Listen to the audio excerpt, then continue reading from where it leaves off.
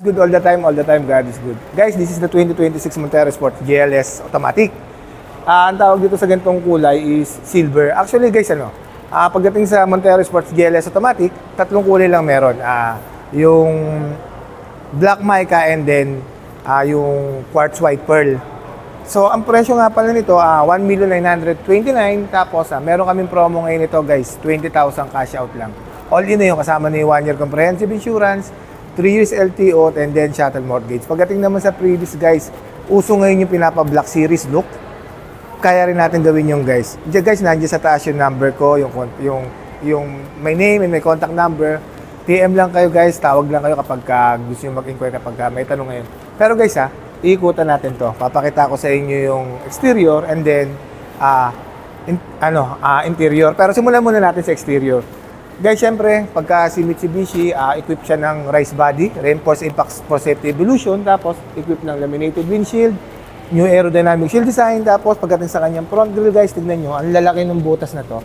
Nakakatulong yan para sa air intake, sa pasok at labas ng hangin para hindi mas mainit yung makina, lalo na kapag bumabiyahe tayo. So, mapipigilan niya yung pag-overheat ng sasakyan. Tapos, guys, dito si GLS, meron siyang illuminating light. Ayan, yan. May ilaw yan, guys. Karugtong niyan itong LED daytime running light, tapos naka-LED projector headlight, LED cornering light. Guys, meron din siyang active cornering light. Tapos, meron din siyang, siyempre, fog lights. Yan si GLS. Tapos, guys, pakita ko yung engine ni Montero, guys. Buksan ko lang.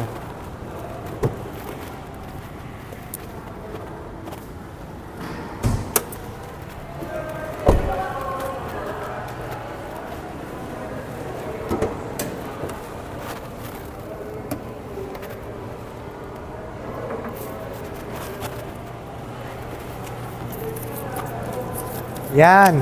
Yan ang engine ni Montero GLS Automatic, guys. Guys, 4N15 yan. Yung 4N15, subok na subok dito sa Pilipinas yan. Marami kasi nagsasabi bakit hindi pinapalitan yung engine ni Montero. Guys, kasi guys, mula noon nagamit ni Montero. Napaka durability, sobrang subok sa Pilipinas yan. Tapos, siyempre, 2.4 liter, Mavic intercooled turbocharged direct injection diesel. Tapos pagdating sa kanyang pedestal, yung tinatawag natin horsepower, meron siyang 181 horsepower at 3,500 RPM. Tapos pagdating naman sa kanyang torque, meron siyang 430 Newton meters at 2,500 RPM. Yan ang makina ni Montero Sport GLS Automatic. Ngayon guys, pupunta naman tayo ngayon sa interior. Yan guys. Ngayon guys, pupunta naman tayo ngayon sa interior, ha? Actually guys, hindi. Daanan lang natin itong side profile niya. Ayan. Ayan naman yung mags ni Montero Sport. Hindi siya two-tone pero alloy wheel siya, guys, ha? Alloy wheel siya na ang sukat ng kanyang mags is 18 inches. Tapos ang sukat ng kanyang gulong is 256 by 60 R18 yan. At syempre, meron siyang stepboard. Ito yung stepboard niya. Tapos pagdating naman dito sa kanyang side view mirror, naka-chrome siya. Tapos meron siyang side repeater sa gilid. For safety rin yan. Tapos syempre, yung mga insert dito sa niya is silver. Yan, silver. Tapos syempre, yung door handle niya is chrome. Yan guys. Tapos guys, pagdating naman sa suspension niya, sa suspension ni Montero Sport, sa harapan, naka-independent yan. Independent wishbone yan. Tapos sa likod, naka-multi-link suspension yan. Guys si Montero Sport equipped ng keyless operating system. Kahit na nasa bulsa mo yung susi, within 70 meters, guys, pwede mong buksan to. Mag-on and off yan. Yan, ganyan. Tapos syempre, pagdating sa kanyang gilid, ito yung controls niya. Yan. Guys leather to, tapos may plastic. Combination ng leather and plastic sa gilid. Tapos dito naman sa kaliwa, ito yung start engine o tinatawag natin na push start. Tapos syempre ito yung control. Yan, ito yung control ng side view mirror. Yan. Tapos guys, ito naman yung Mitsubishi Active Stability and Traction Control. Tapos ito yung parking sonar. Yan guys. Tapos pagdating naman dito guys sa kanyang seat material, yan guys, leather seat yan. Synthetic leather seat with heat guard. Yon, nililesen niya yung init. Kapag ka mainit, binabounce back para hindi masyado maramdaman yung init ng loob ng sasakyan. Tapos guys eto ano yan, 8-way electronic seat adjustment. Yan, tawag dyan, 8-way electronic seat adjustment. Tapos punta naman tayo dito sa kanyang steering wheel. Ito guys. Yan, so adjust lang natin yung upuan.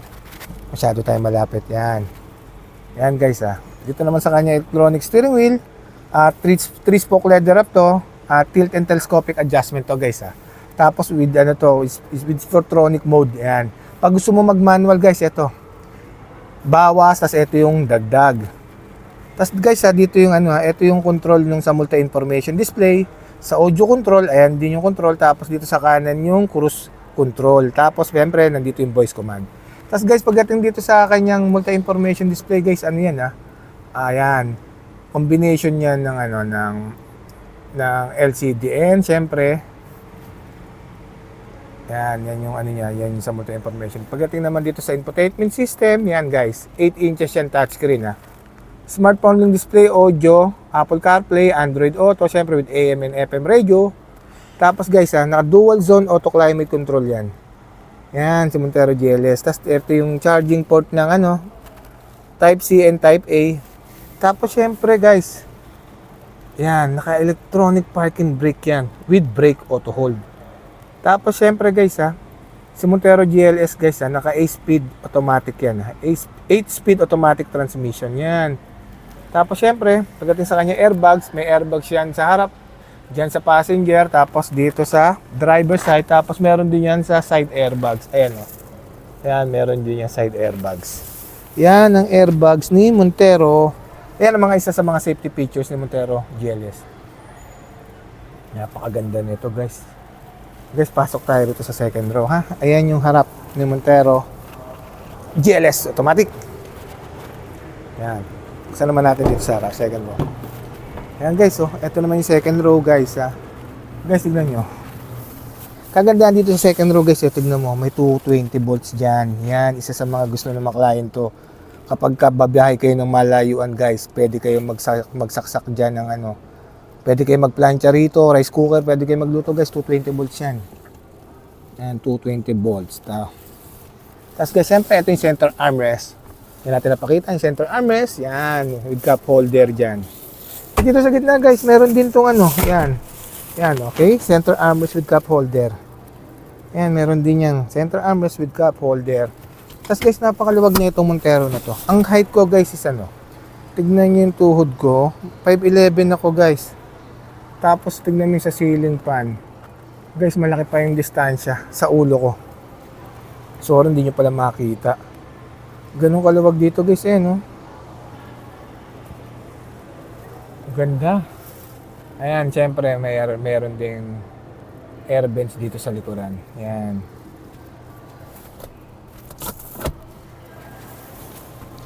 Yan guys. Tapos syempre guys, pagdating dito 60-40 split type to guys Tapos ito guys, tapos etong likod guys 50-50 yan guys natutupi yan. Kaya sobrang luwag niya ni Montero GLS.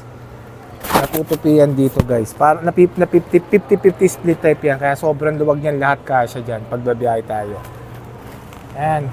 Tapos guys pagdating naman dito sa likuran guys, pagdating sa kanyang taillight, yan. Combination siya ng LED and bulb type. Yan. Tapos tignan mo yung rear spoiler, rear chin niya. Yan, tinatawag na rear chin. Diba? Tapos ayun yung reserbang gulong sa ilalim. Ayan. Tapos syempre guys, meron siyang mga sensor. Okay? Sensor. Ayan. Ang tawag sa sensor na yan ay RCTA, Rear Cross Traffic Alert Sensor. Tapos guys hindi ko pala napakita sa inyo. Guys, meron tong 360 camera.